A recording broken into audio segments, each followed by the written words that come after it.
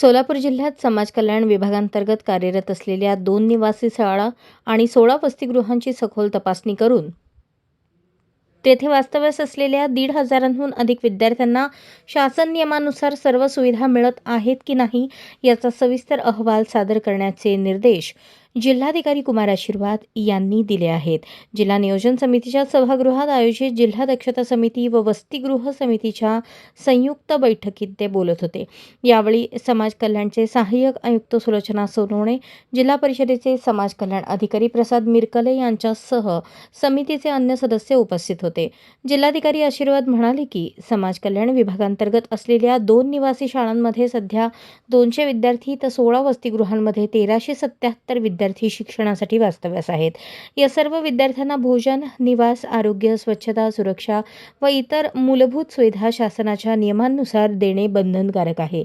यासाठी समाज कल्याण विभागाने प्रत्येक महिन्यात किमान 2 वेळा वसतिगृह व निवासी शाळांची तपासणी पाहणी करणे आवश्यक आहे.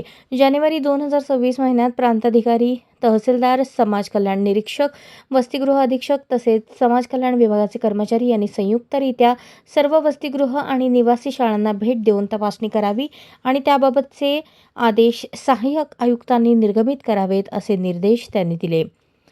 प्रत्येक वसतिगृहाला दरमहा 2 वेळा वसतिगृह निरीक्षकांमार्फत भेटी दिल्या जात असून त्या भेटींचे छायाचित्र निरीक्षण ॲपवर अपलोड करणे बंधनकारक असल्याची माहितीही त्यांनी दिली.